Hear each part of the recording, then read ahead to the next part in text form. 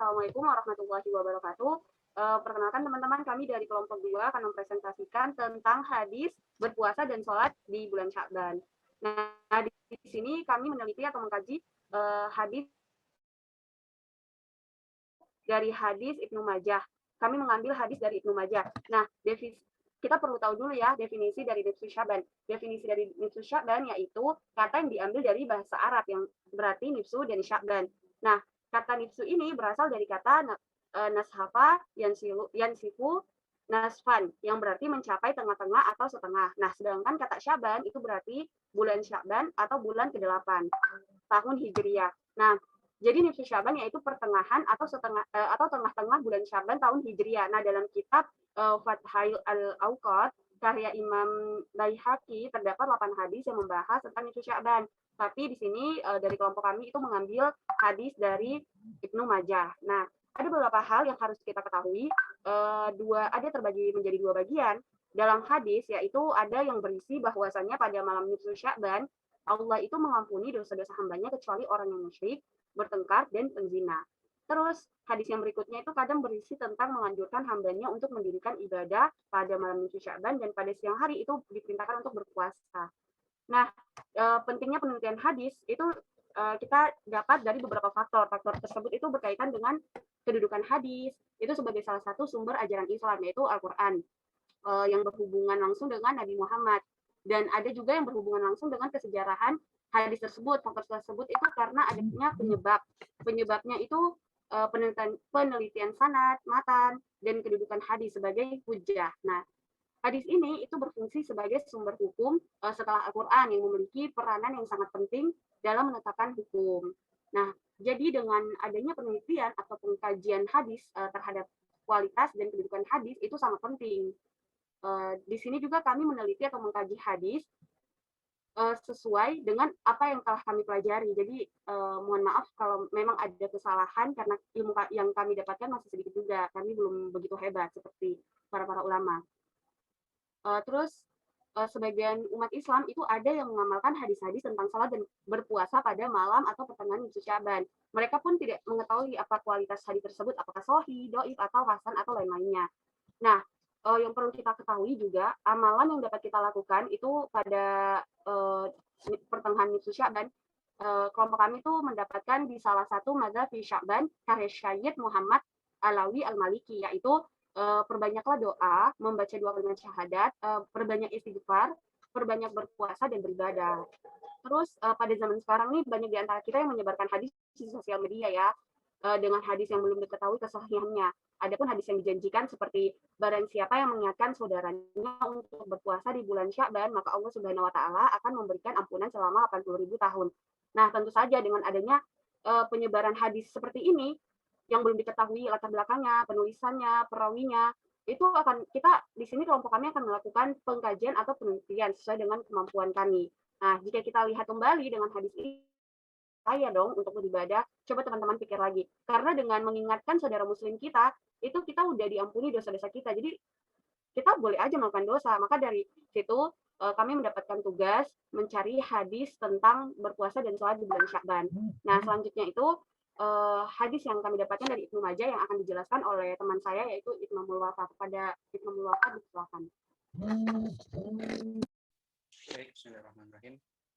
Kemudian saya akan menjelaskan terkait tentang kajian kritik sanad. Sebagaimana yang diterangkan tadi, kita menggunakan hadis utama dari yang diriwayatkan oleh Ibnu Majah. Nah, dalam kitab Al-Mujam Al-Mufaharas al-Badi al-Hadis An-Natawi ditemukan 7 hadis dengan jalur sanad yang khusus berbicara tentang nifsu Sya'ban. Kemudian yang pertama yang akan kita kaji yaitu pada kitab Sunan Ibnu Majah terdapat 3 hadis. Nah, hadis yang pertama yaitu hadis yang diriwayatkan oleh Ibnu Majah, kemudian diriwayatkan oleh Hasan bin Ali Al-Halal.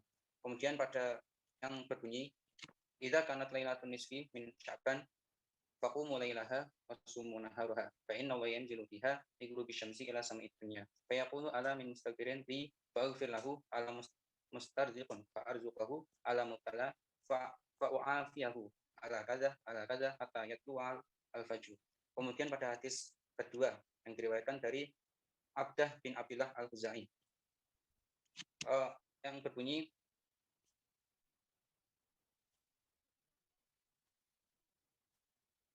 faqadtu an-nabiyya sallallahu alaihi wasallam dzata lailah fa kharajtu atlubuhu fa idza huwa bil baqi' rafi'un ra'sahu ila as-sama'i faqala ya Aisyah akuntu takhafina an yahifa Allah 'alaiki wa rasuluhu qalat qad qultu ma wa ma fi dzalik walakinni dunantu annaka ataita ba'da nisa'ika faqala inna Allah ta'ala yanzilu lailatan nisfi min sya'bana ila as-sama'i dunya fa yaghfiru li aktsara min adati sya'ari ghanamikal. Kemudian pada hadis ketiga yaitu dari Rashid bin Sa'id bin Rashid Ar-Ramli. An Rasulullah sallallahu alaihi wasallam qala innallaha la yattali'u fi lailatin nisfi min Sya'ban wa yaghfiru li jami'i khalqihi illa li musyrikin aw musyahin. Kemudian pada kitab Sunan At-Tirmidzi ada satu hadis yaitu dari Ahmad bin Mane. Kemudian berujung pada Aisyah. An Aisyah qalat faqadtu Rasulullah sallallahu alaihi wasallam lailatan fa kharajtu fa idza huwa bil baqi fa qala akuntu taqafina ayyahi fallahu alayka wa rasuluh qultu ya Rasulullah inni donantu annaka ataita ba'da nisa'ik fa qala inna Allah azza wa jalla yanzilu lailatan nisfi min sya'ban ila as-sama'i dunya wa yaghfir li aktsara min adad sya'ri dunamikal. Kemudian pada Musnad Ahmad bin Hanbal hadis yang diriwayatkan oleh Hasan, kemudian yang berujung pada Abdullah bin Amr. Anna Rasulullah sallallahu alaihi wasallam qala yattali'ullahu azza wa jalla ila khalqihi lailatan nisfi min sya'ban wa yaghfiru li ibadihi illa li itsnaini musyahini wa maqatilin nas. Kemudian pada hadis yang diriwayatkan oleh Abdullah bin Abdurrahman Ad-Darimi, anna Nabiya sallallahu alaihi wasallam qala yanzilu Rabbuna tabaraka wa ta'ala lailatan nisfi min sya'ban wa yaghfiru li kulli nafsin illa lil musyrikin billahi wa musyrikin rawahu Ad-Darimi. Berdasarkan itibar terhadap beberapa hadis yang memiliki kemiripan dengan hadis yang diteliti, yaitu hadis terkait nisfu Sya'ban dari riwayat Ibnu Majah. Berdasarkan uraian jalur yang lalu ada beberapa skema sanad hadis dari jalur Ibnu Majah, Tirmidzi, Ahmad bin Hanbal, dan Darimi. Nah, pada hadis yang diriwayatkan Ibnu Majah ada beberapa rawi, yaitu rawi yang pertama yaitu Ibnu Majah, kemudian Rashid bin Sa'id bin Rashid Ar-Ramli, kemudian Walid, kemudian Ibnu Lahiyata, kemudian Abdul Hadi Ibnu Aiman, kemudian Abdul Hadi Ibnu Abdurrahman bin Arzab, kemudian Abu Musa Al-Syari, kemudian Rasulullah. Pada hadis kedua yaitu riwayat Ibnu Majah, kemudian Muhammad bin Abdul Malik Abu Bakar, kemudian Yazid bin Harun, kemudian Hajjaj, kemudian Yahya bin Abi Katsir, kemudian Urwah, kemudian Aisyah, kemudian Rasulullah. Pada hadis ketiga yaitu Ibnu Majah, kemudian Abdatu bin Abdullah Al-Khuzai, kemudian Yazid bin Harun, kemudian Hajjaj, kemudian Yahya bin Abi Katsir, kemudian Urwah, kemudian Aisyah, kemudian Rasulullah. Pada hadis keempat riwayat Tirmidzi yaitu Imam Tirmidzi, kemudian Ahmad bin Mane, kemudian Yazid bin Harun, kemudian Hajjaj, kemudian Yahya bin Katsir, kemudian Urwah, kemudian Aisyah, dan Rasulullah. Nah, pada hadis yang ke 5, pada hadis yang kelima yaitu Ahmad bin Hanbal, yaitu perawi yang pertama yaitu Ahmad bin Hanbal, kemudian Hasan, kemudian Ibnu Lahiyata, kemudian Huyai bin Abdullah, kemudian Abi Abdurrahman Al-Hukuli, kemudian Abdullah bin Amr. Pada hadis ke-6 yaitu riwayat Ad-Darimi, yaitu perawinya yaitu Ad-Darimi, kemudian Asbaq bin Faraj Al-Misri, kemudian Ibnu Wahab, kemudian Amr bin Haris, kemudian Abdul Malik, kemudian Mus'ab bin Haris, kemudian Qasim bin Muhammad bin Al-Bakar, kemudian Abihi, kemudian Ammihi, kemudian Jaddi Al-Bakar. Nah, pada jalur Aisyah terdapat nama perawi yang disebutkan perawinya dhaif, yaitu Hajjaj. Berdasarkan Islam.net disebutkan bahwa Hajjaj adalah orang yang tidak kuat, banyak kesalahan dan tadlis, serta marotan dhaif. Dan jalur ini dimakharijul oleh dua perawi yaitu Ibnu Majah dan At-Tirmidzi. Oleh karena itu hadis ini tidak bisa menjadi penguat hadis Ibnu Majah yang diriwayatkan oleh Ali bin Abi Thalib. Kemudian pada jalur perawi Abu Musa Al-Asy'ari terdapat nama perawi yang tidak kenal, dan Ibnu Hajar Asqalani menyebutkan dalam islamweb.net bahwa Abdul Ibnu Aiman ini adalah orang yang majhul. Oleh karena itu hadis pada jalur ini tidak bisa dijadikan sebagai pendamping ataupun penguat atas hadis Ibnu Majah yang diriwayatkan oleh Ali bin Abi Thalib. Nah, pada jalur perawi Abu Bakar terdapat nama perawi yang dinilai sebagai mungkirul hadis jiddan. Hal ini serta seseorang yang tidak diketahui. Nah, hal ini disampaikan oleh Abu Bakar Al-Bazzar dan Abu Hatim bin Hibban dalam web islamweb.net. Nah, hadis ini pun juga tidak bisa dijadikan sebagai penguat ataupun pendamping atas hadis yang diriwayatkan oleh Ibnu Majah dari Ali bin Abi Thalib. Nah, pada jalur perawi Abdullah bin Amr terdapat nama perawi yang dikategorikan sebagai dhaif berdasarkan penilaian kritikus hadis di dalam yang diterangkan pada islamweb.net juga. Perawi tersebut yaitu Ibnu Lahiyatullah yang dikritik oleh Abu Hatim Ar-Razi sebagai seorang yang baik. Maka hadis yang diriwayatkan olehnya pun tidak bisa dijadikan sebagai penguat ataupun pendamping dari hadis Ibnu Majah yang diriwayatkan oleh Ali bin Abi Thalib. Kemudian kemudian iktibar selanjutnya akan disampaikan oleh teman saya yaitu Yazid terkait perawi hadis, menguraikan beberapa perawi hadis. Padanya saya persilakan. Baiklah, saya akan melanjutkan. Saya Yazid Rahmatullah, NIM 192400005. Di sini saya akan menjelaskan tentang kualitas pribadi dan kapasitas intelektual perawi. Yang pertama yaitu Ibnu Majah. Ibnu Majah memiliki nama lengkap Muhammad Ibnu Yazid Ar-Raba'i. Beliau yang juga dikenal dengan nama Abu Abdullah Ibnu Majah Al-Qazwini. Ini memiliki kitab sunan dan sering melakukan perjalanan jauh. Namanya dikenal di Khurasan, Irak, Hijaz, Mesir, Syam, dan beberapa negara lainnya. Riwayat lain menyatakan bahwa Ibnu Majah pernah melakukan perjalanan ke Irak, Basrah, Kufah, Baghdad, Mekah, Syam, dan Mesir. Ibnu Majah dilahirkan pada tahun 209 Hijriah dan wafat pada hari Senin, kemudian dimakamkan pada hari Selasa tepat 8 hari terakhir bulan Ramadan tahun 273 Hijriah. Berdasarkan keterangan Al-Mizzi, Ibnu Majah mencapai usia 64 tahun. Penilaian kritikus hadis terhadap Ibnu Majah disampaikan oleh Az-Zahabi, Ibnu Hajar, An-Nasai, Al-Khatib, dan Abu Ya'la Al-Khalil Al-Qazwini. Az-Zahabi menyatakan bahwa Ibnu Majah adalah seorang sikoh. Ibnu Hajar dan kitab Tazhib dan An-Nasai mengatakan sikoh. Begitu pula Al-Khatib menyatakan bahwa Ibnu Majah dengan Abidan dan dalam kitab At-Takrib menyatakan sikun abidun. Selain itu, Abu Ya'la Al-Khalil Al-Qazwini menyatakan bahwa Ibnu Majah adalah seorang yang sikun kabirun, muttafaqun alaih mubtajun bihi. Oke, yang kemudian yang kedua yaitu Hasan bin Ali Al-Khalal. Nama lengkapnya adalah Al-Hasan Ibnu Ali Ibnu Muhammad Al-Uzali Al-Khalal. Beliau juga dikenal sebagai gelar Abu Ali Abu Muhammad Al-Hulwani Ar-Royhani. Beliau wafat di Mekah pada tahun 242 Hijriah. Berdasarkan keterangan tahun wafatnya, maka dapat disimpulkan bahwa usia Hasan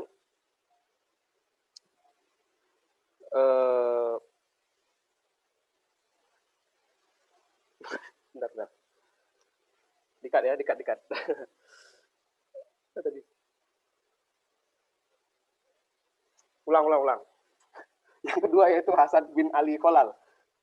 Nama lengkapnya adalah Hasan Ibnu Ali Ibnu Muhammad Al-Huzali Al-Khalal. Beliau juga dikenal dengan gelar Abu Ali Abu Muhammad Al-Huwani Ar-Royhani. Beliau wafat di Mekah pada tahun 242 Hijriah. Berdasarkan keterangan tahun wafatnya, maka dapat disimpulkan bahwa usia Hasan bin Ali Al-Khalal disamakan dengan umur Nabi Muhammad SAW, yaitu 63 tahun. Maka tahun kelahiran beliau menjadi atau sekitar tahun 179 Hijriah. Terdapat kurang lebih 58 orang guru yang meriwayatkan hadis padanya. Di antaranya adalah Zaid bin Al-Hubab, Sulaiman ibnu Harb, dan Abdul Razak ibnu Hammam. Sedangkan murid dan orang yang meriwayatkan hadis darinya tidak kurang dari 17 orang. Di antaranya adalah jamaah selain Nasai, Ibrahim ibnu Ishaq al-Harbi, dan Ahmad ibnu Ali al-Abbar. Hasan ibnu Ali al-Khalal meriwayatkan hadis dari Abdul Razak dengan sigot hadasana, dengan tercatatnya nama Abdul Razak sebagai guru Hasan ibnu Ali al-Khalal, dan sebaliknya Hasan ibnu Ali al-Khalal tercatat sebagai murid dari Abdul Razak. Maka antara Hasan ibnu Ali al-Khalal dan Ibnu Razak terjadi pertalian langsung dalam proses transformasi hadis tersebut.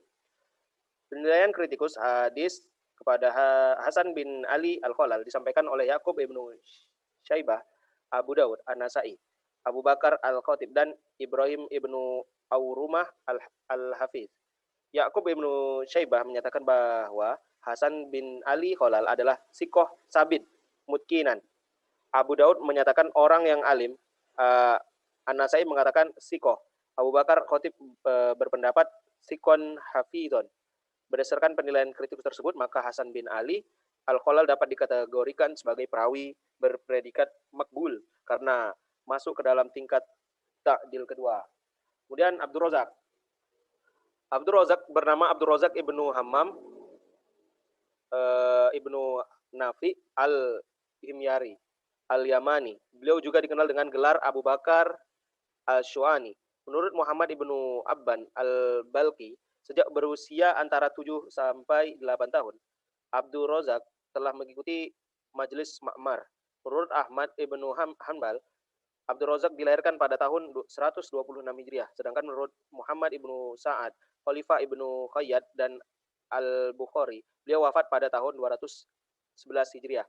Keterangan mengenai bulan wafatnya disampaikan oleh Muhammad ibnu Sa'ad, yaitu pada pertengahan bulan Syawal. Berdasarkan keterangan tentang tahun kelahiran dan wafatnya Abdul Razak tersebut, maka peneliti menyimpulkan bahwa beliau mencapai usia 85 tahun. Jumlah guru yang meriwayatkan hadis kepada Abdul Razak tidak kurang dari 67 orang, yang diantaranya adalah Hisham ibnu Hasan, Ja'far ibnu Sulaiman al-Dubai, dan Abu Bakar ibnu Abdullah ibnu Abi Sabrah. Sedangkan jumlah murid dan orang yang meriwayatkan hadis darinya berjumlah tidak kurang dari 84 orang. Di antaranya adalah Al-Hasan ibnu Ali al-Khalal, Muhammad ibnu Daud ibnu Sufyan, dan Yahya ibnu Musa. Abdul Razak meriwayatkan hadis dari Ibnu Abi Sabrah dengan sigot Anbana. Para ulama hadis sepakat bahwa sigot tersebut dipakai dalam periwayatan dengan jalur al-qiraah, dan mereka tidak sepakat dalam pemakaian sigot tersebut untuk periwayatan dengan jalur al-ijazah. Antara dua perawi tersebut terdapat bentuk relasi murid dan guru. Artinya tercatat nama Abdul Razak dalam jajaran murid Ibnu Abi Sabrah dan nama Ibnu Abi Sabrah dalam jajaran guru Abdul Razak. Cukup menjadi bukti bahwa ada kebersambungan sanad antara keduanya. Beberapa ahli kritik hadis memberikan penilaian kepada Abdul Razak seperti Abbas al-Dauri, Abu Zur'atu ad-Dimashqi, Abu Bakar ibnu Abi Khaitsamah, dan Yakub ibnu Syaibah. Abbas ad-Dauri berpendapat bahwa Abdul Razak adalah seorang yang sabit. Dalam hadis Ma'mar dari Hisham ibnu Yusuf, Abu Zur'atu ad-Dimashqi bertanya, siapa yang paling sabit di antara Ibnu Jurai, Abu Razak, dan Bursani? Ahmad menjawab, Abdul Razak. Abu Bakar ibnu Abi Khaitsamah menyatakan bahwa Abdul Razak adalah salah seorang ashab as-Sauri, dan Yakub ibnu Syaibah menilai bahwa Abdul Razak adalah sikun sabtun. Berdasarkan penilaian para kritikus hadis, maka Abdul Razak dapat dikelompokkan pada tingkat perawi yang ta'dil pertama sampai ketiga, sehingga periwayatannya dapat dijadikan hujah yang diterima. Kemudian Ibnu Abi Sabrah.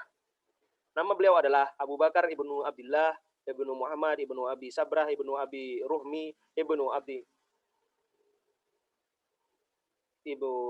Ruhmi ibnu Abdul Uzza ibnu Abi Qais ibnu Abdul Waddin ibnu Nas ibnu Malik, ibnu His, ibnu Amir, ibnu Lu'yi, ibnu Ghalib, al-Quraisy, al-Amiri, al-Sabri, al-Madani.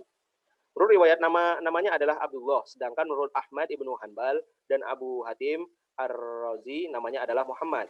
Riwayat lainnya menjelaskan bahwa beliau adalah saudara Muhammad ibnu Abdullah ibnu Abi Sabrah yang telah sampai di Madinah sebelum Ziyad ibnu Ubaidillah al-Haritsi.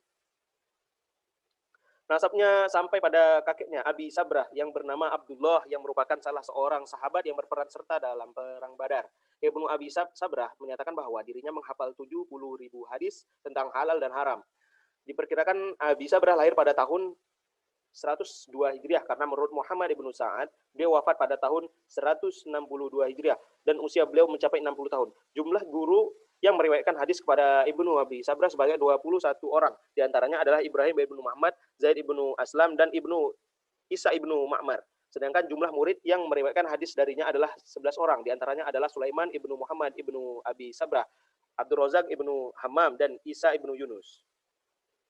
Ibnu Abi Sabrah meriwayatkan hadis dari Ibrahim ibnu Muhammad secara mu'an'an atau diantarai dengan lafaz an. Tidak adanya penyembunyian cacat atau tadlis. Antara dua perawi tersebut dapat dibuktikan dengan bentuk relasi murid dan gurunya. Artinya, tercatat nama Ibnu Abi Sabrah dalam jajaran murid. Dalam jajaran murid Ibrahim ibnu Muhammad. Dan nama Ibrahim ibnu Muhammad dalam jajaran guru Ibnu Abi Sabrah. Telah menjadi bukti bahwa ada ketersambungan sanad antar keduanya. Para ahli kritik hadis memberikan penilaian negatif kepada Ibnu Abi Sabrah. Mereka adalah Ali ibnu Madini menyatakan bahwa Abi Sabrah adalah dhaifun fi al-hadis. Abdullah ibnu Ahmad ibnu Hanbal berkata dari Ahmad bin Hanbal bahwa Ibnu Abi Sabrah adalah yadhi'u al-hadis wa yakdzibu.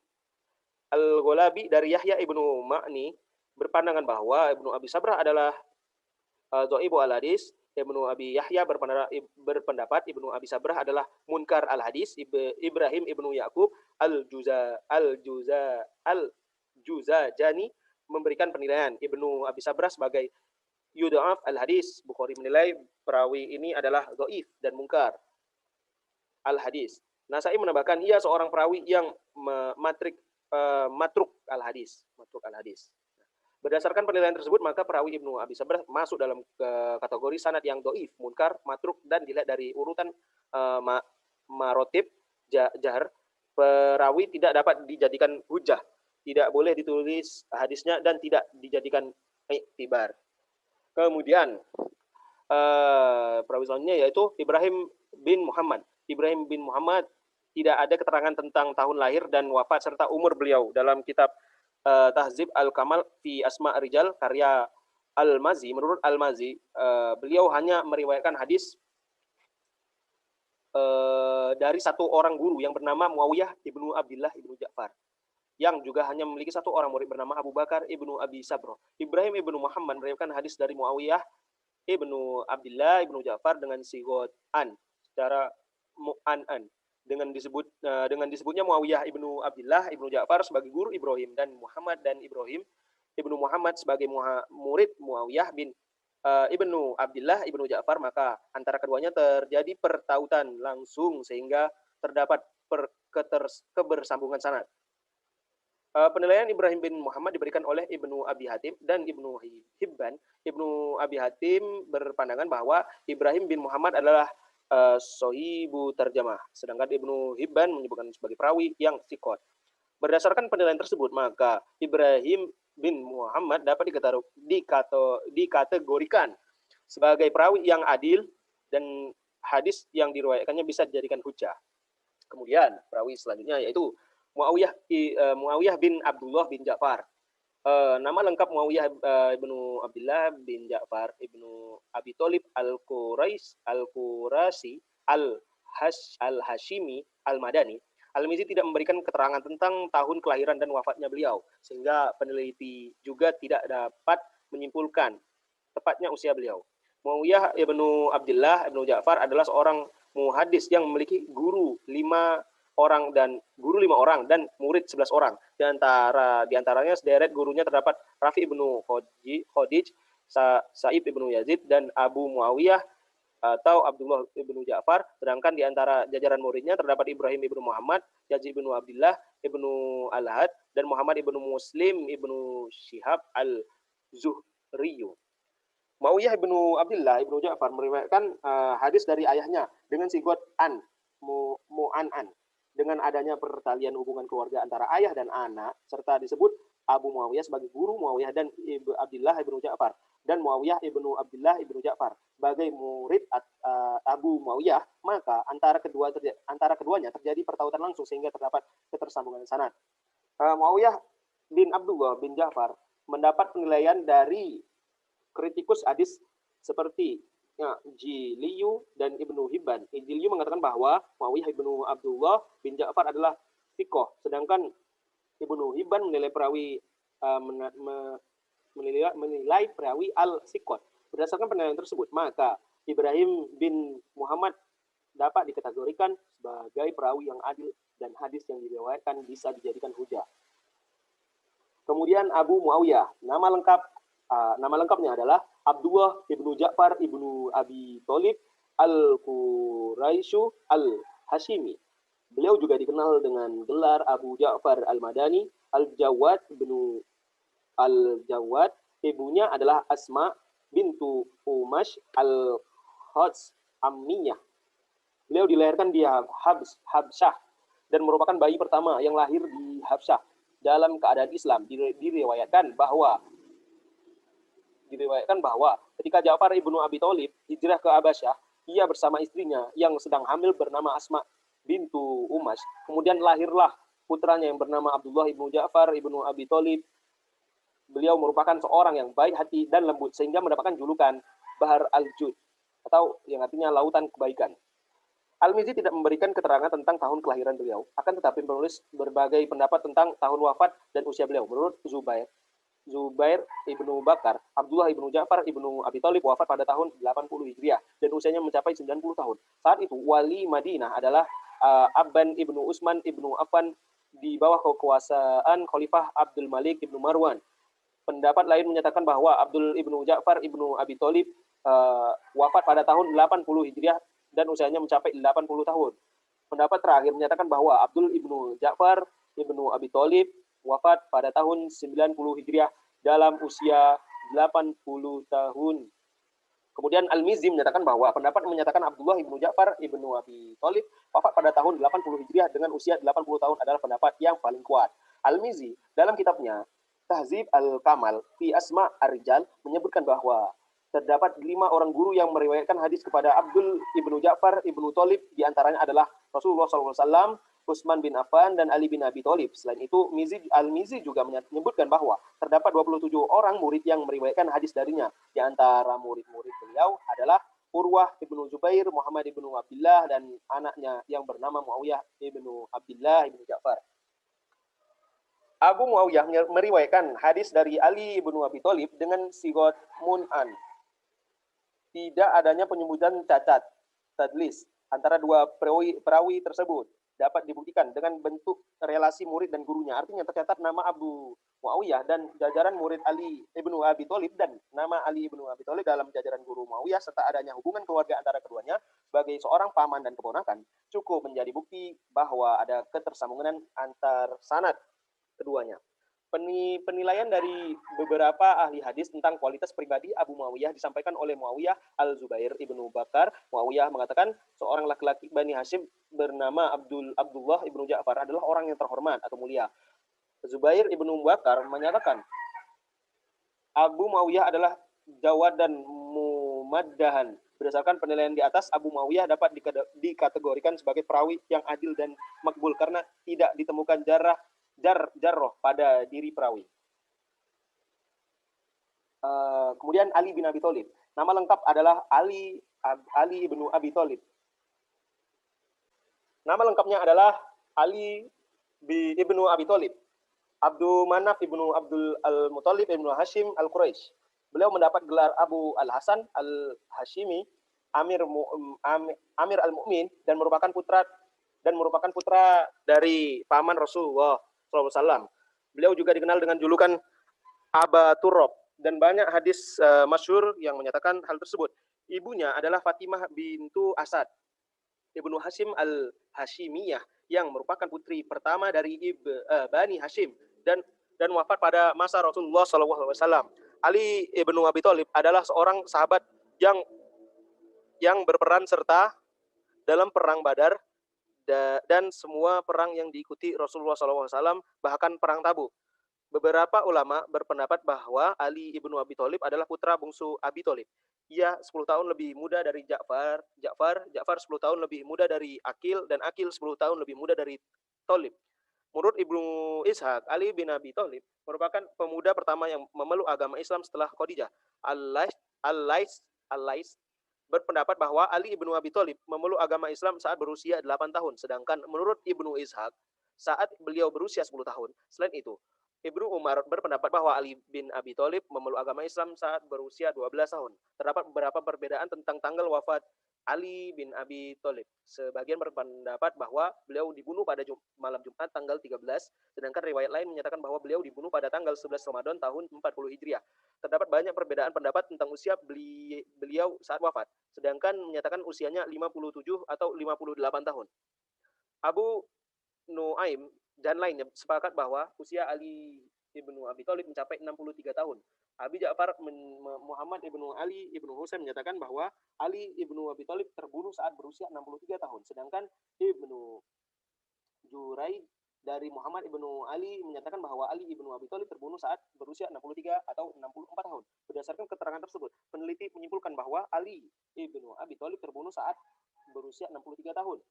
Ali ibnu Abi Thalib adalah seorang muhaddis yang memiliki 5 orang guru yang meriwayatkan hadis kepadanya. Di antaranya adalah Rasulullah SAW, Abu Bakar, dan Miqdad ibnu Aswad. Sedangkan jumlah murid dan yang meriwayatkan hadis darinya berjumlah 260 orang. Yang diantaranya adalah Ubaid ibnu Abi Yazid, Zaid ibnu Arqam, Al-Ansori, dan Abdullah ibnu Ja'far ibnu Abi Thalib. Berdasarkan berbagai keterangan tersebut, tidaklah keliru jika di dalam penelitian tentang pribadi Ali bin Abi Thalib, peneliti berpegang pada kesepakatan jumhur ulama as-sahabah kulluhum udul. Dengan demikian, maka penelitian terhadap kredibilitas Ali bin Abi Thalib tidak diperlukan lagi, sementara pertautan Ali bin Abi Thalib dengan Nabi tidak perlu diragukan. Dengan demikian, dapat diambil kesimpulan bahwa seluruh jajaran perawi dengan sanad hadis tersebut bersambung. Ali ibn Abi Thalib mendapat penilaian dari Ibnu Abdul Bar bahwa Ali ibnu Abi Thalib adalah orang pertama kali masuk Islam, sedangkan Ahmad ibnu Hanbal menilai bahwa sesungguhnya belum meriwayatkan seorang dari sahabat seperti apa yang diriwayatkan Ali. Berdasarkan penilaian tersebut, tidak didapatkan jarah pada seorang Ali bin Abi Thalib, sehingga hadis yang diriwayatkan bisa diterima. Meneliti syad dan illat pada sanad hadis berdasarkan i'tibar hadis yang peneliti lakukan sebelumnya. Terdapat beberapa jalur sanad hadis yang memiliki kemiripan secara matan dan jalur sanad yang diriwayatkan oleh Ibnu Majah, yaitu jalur sanad dari Tirmizi, Ahmad bin Hanbal, dan Darimi, dan jalur periwayatan Ibnu Majah pun memiliki 3 jalur sanad yang matanya memiliki kemiripan di bawah ini. Akan penelitian uraikan jalur sanad dan melihat kualitas seluruh perawi tersebut. Baiklah, materi selanjutnya akan disampaikan oleh Saudari Lilian Pratiwi. Baik, selanjutnya saya akan menjelaskan tentang kajian kritik matanah. Pada penelitian ini, kami dapat itu matan hadis tentang malam nisfu Sya'ban itu terputus karena ada satu sanad yang berkualitas matruk, doif, yadu'u, yadzibu, munkar. Nah, dan salah satu Syekh Al-Albani itu lebih keras lagi memutuskan bahwa sanad hadis Ibnu Majah ini berkualitas palsu yang disandarkan kepada Ibnu Abi Sabrah. Nah, walaupun begitu, makna kandungan hadis ini perlu dikaji dan diteliti lagi, karena menurut peneliti, menurut kami itu tidak bertentangan dengan Al-Quran maupun hadis lain yang lebih sahih.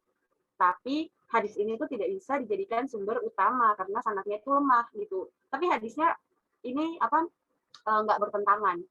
Terus berdasarkan kitab Syarah Sunan Ibnu Majah, bahwa hadis yang berkenaan dengan malam nisfu Sya'ban ini itu sanadnya berkualitas lemah atau dhaif.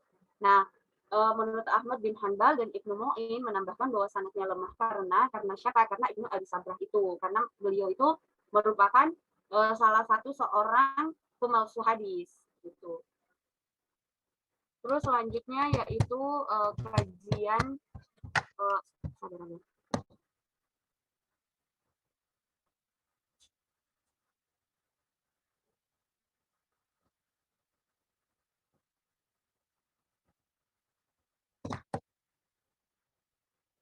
selanjutnya yaitu kajian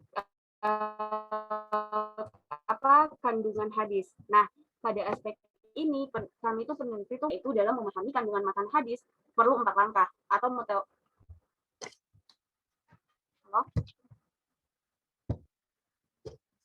4 metode, 4 langkah metode sehingga dapat memberikan makna kandungannya yang sesuai dengan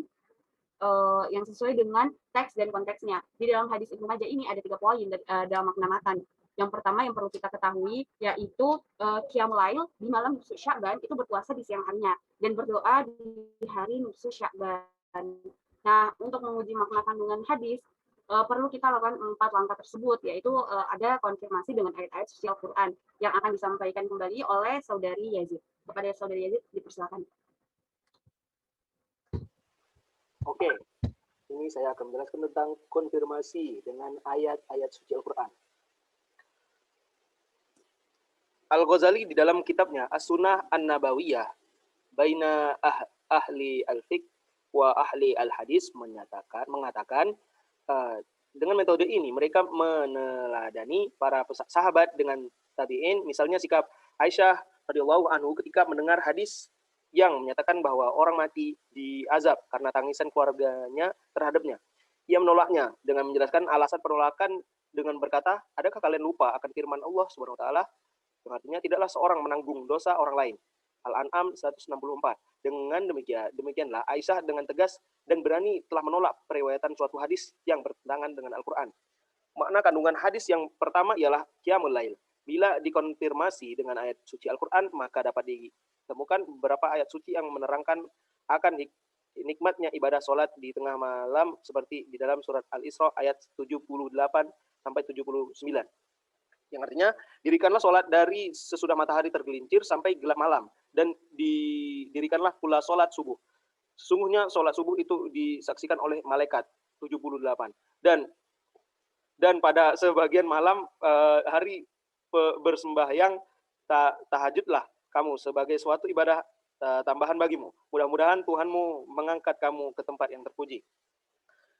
Jika di dalam matan hadis Ibnu Majah disunahkan menghidupkan malam nisfu Sya'ban dengan ibadah sholat, maka sesungguhnya Allah Subhanahu wa taala telah memerintahkan untuk menyembah kepadanya di waktu hamba lainnya tengah terlelap sebagai ibadah tambahan, dan Allah pun tidak mengkhususkan pada suatu malam apapun.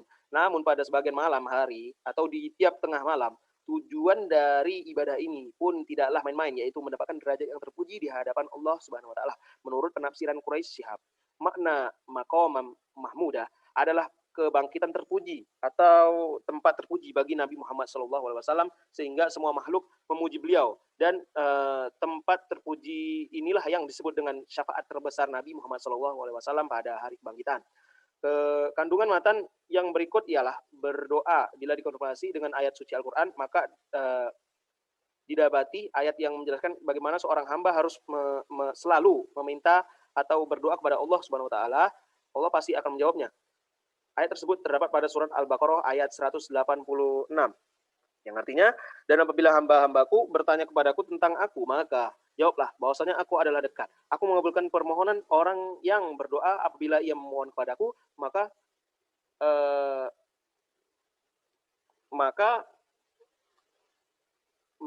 hendaklah mereka memenuhi segala perintahku, dan hendaklah mereka beriman kepadaku agar mereka selalu berada dalam kebenaran.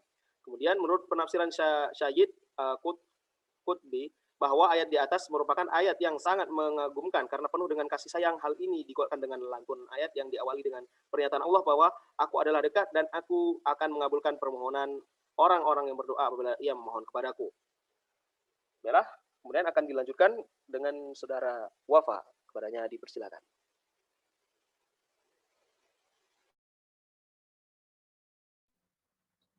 Nah, selanjutnya yaitu akan disampaikan oleh saudara Wafa, yaitu konfirmasi dengan hadis lainnya. Kepada saudara Wafa kami persilakan.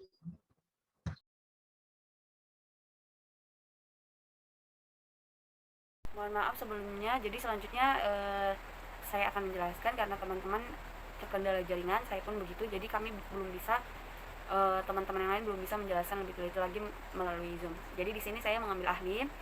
Selanjutnya itu konfirmasi dengan hadis lain. Nah, pada aspek kedua ini kita kembali ke Imam Al-Ghazali. Beliau itu menyatakan bahwa untuk mengetahui sebuah kandungan hadis itu perlu ada dikonfirmasi terlebih dahulu dengan hadis-hadis lainnya yang sanadnya lebih sahih. Di dalam kitabnya Al-Ghazali, beliau itu mengatakan bahwa hadis-hadis seperti itu ketika diamati dengan seksama jelas berlawanan dengan hadis-hadis lainnya yang sanad dan matanya yang lebih sahih.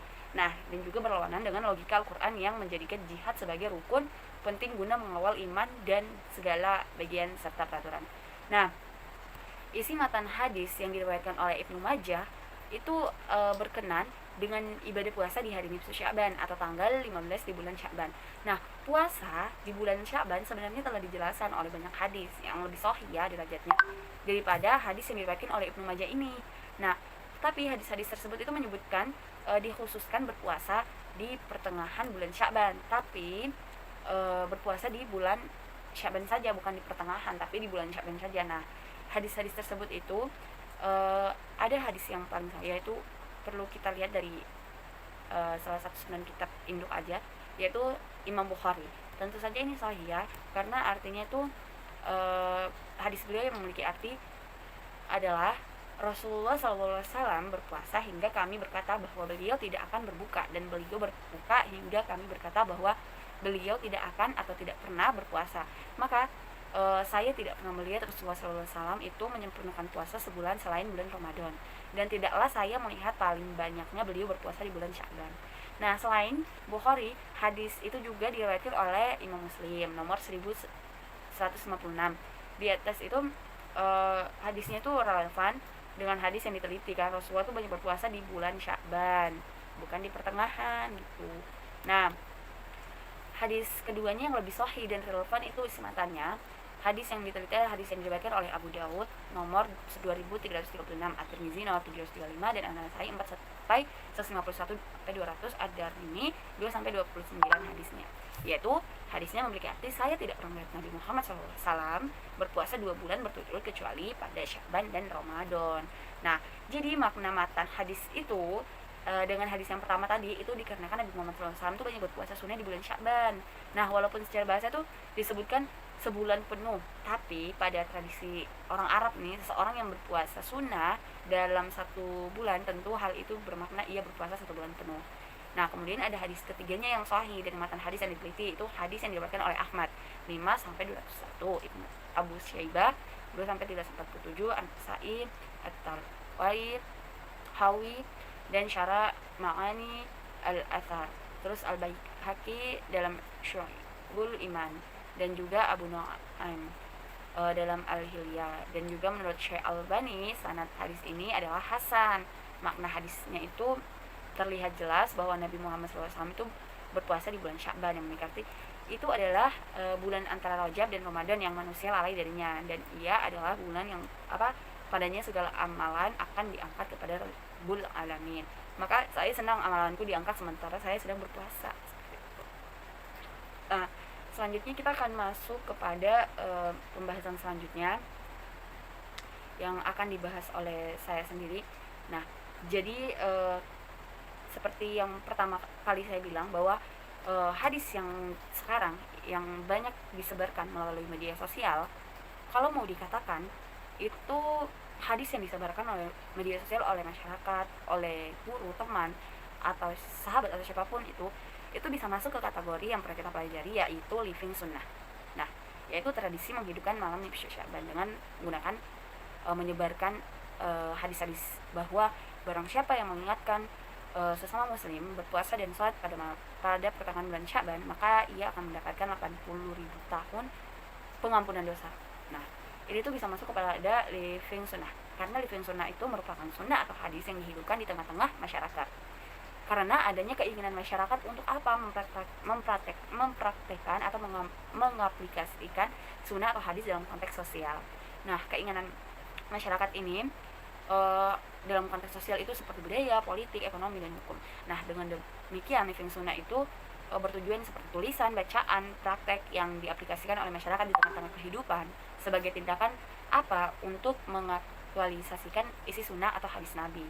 Nah, saat sunnah diartikan sebagai sebuah praktek yang disepakati bersama, maka itulah yang dinamakan living sunnah atau sunnah yang dihidupkan di tengah-tengah masyarakat. Nah, sebenarnya sunnah relatif identik itu dengan ijma kaum muslimin, dan ke dalamnya itu termasuk pula ijtihad dari para ulama generasi awal yang ahli di tokoh-tokoh politik. Nah, di dalam aktivitasnya itu. Nah, sunnah yang dihidupkan adalah sunnah Nabi yang secara bebas ditafsirkan oleh para ulama, penguasa, dan hakim sesuai dengan situasi yang mereka hadapi. Nah, pada penelitian ini tuh kami tuh mencoba melihat lagi tradisi bacaan lebih dominan itu dibahas serta dikaji, karena konteks peneliti living sunnahnya itu terdapat dalam tataran bacaan atau amalan yang dihidupkan saat datangnya nisfu Sya'ban gitu. Nah, selanjutnya yaitu kita masuk pada kesimpulan. Jadi kesimpulan pada penjelasan hari ini pada presentasi yang telah kami lakukan yaitu berdasarkan penelitian terhadap kualitas sanad, kandungan matan, dan juga living sunnah terhadap hadis yang terkait dengan amalan di malam nisfu Sya'ban tersebut, amalan-amalannya, terus juga dengan 80 tahun ada hadis yang menyebar di sosial media bahwa kalau kita menginginkan sama muslim mendapatkan pahala selama 80.000 tahun atau pengampunan dosa, itu sangat tidak benar. Karena jika begitu, untuk apa kita hidup untuk beribadah dan lain-lain? Saya cukup untuk mengingatkan kepada sama muslim, kita mendapatkan ampunan dong selama 80.000 tahun. Jadi itu secara logis saja kita bisa berpikir ya. Nah, jadi kita di sini saya dapat menyimpulkan, kelompok kami dapat menyimpulkan bahwa sanad hadis yang diriwayatkan oleh Ibnu Majah dan rawi Ali Ibnu Abi Thalib tersebut bersambung. Tapi satu di antaranya perawinya itu dikategorikan sebagai pemalsu hadis. Nah, seperti yang tadi sudah dijelaskan oleh saya yang kritik matan, dan dijelaskan oleh Wafa dan juga Yazid. Nah, sehingga hadis tersebut itu tidak dapat dijadikan hujah, itibar, dan tidak boleh dicatat. Nah, hadis seperti ini tuh disebut dengan hadis maudhu atau hadis palsu. Terus berdasarkan kajian kandungan hadis matan hadis secara implisit itu tidak bertentangan dengan ayat-ayat suci Al-Quran serta hadis-hadis yang terlihat sahih. Nah, dan berdasarkan fakta sejarah dan kebenaran ilmiah pun, amalan-amalan di malam nisfu Sya'ban itu sebagian ulama membolehkan menghidupkannya, namun secara eksplisit itu matan tersebut tidak ada keterangan di dalam Al-Quran maupun hadis, dikarenakan itu dikhususkan amalan pada malam nisfu Sya'ban. Nah, berdasarkan penelitian kami tuh mendapatkan bahwa amalan-amalan tersebut itu masih tetap eksis dipraktikkan oleh mereka, karena hal itu menurut mahasiswa atau menurut kami itu merupakan perbuatan baik. Mungkin untuk menurut masyarakat lain juga itu merupakan perbuatan baik untuk mendekatkan diri kepada Allah Subhanahu wa taala dan tidak melanggar aturan agama. Jadi hadis tersebut tetap hidup di tengah-tengah masyarakat gitu. Jadi kita ambil sisi baiknya dan hilangkan sisi negatifnya, seperti itu. Cukup sekian dari kelompok kami. Mohon maaf apabila ada kesalahan kata, kesalahan mengucapkan, kesalahan melafalkan hadis-hadis yang telah diriwayatkan.